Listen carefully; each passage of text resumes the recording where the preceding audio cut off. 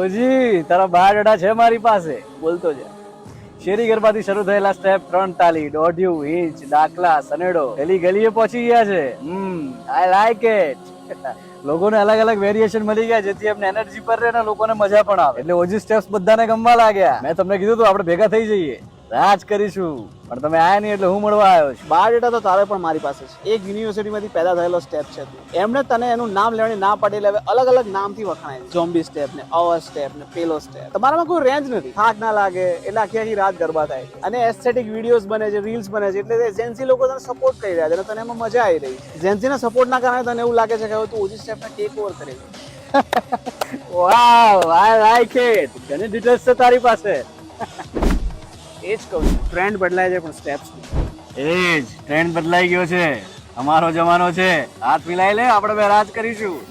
ખબર નહીં નવરાત્રી જેવા પાવન તહેવારમાં તારા જેવો નાપાક સ્ટેપ કેવી રીતે પેદા થઈ ગયો. હમણાં ડાકલાની બીટ વગાડી છે તો ક્યાંય ફેંકાઈ જઈશું. જતો રે માના ચાચા ચોકમાંથી.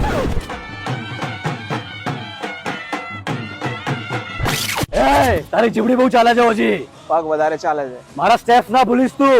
યાદ રાખવા જેવા પણ નથી. હાથ મિલાઈ લો મારી જોડે. તાળી તો પાડતા નથી. ફેંકાઈ જશો. તારું વિચાર. આટલો એટીટ્યુડ સારો નથી.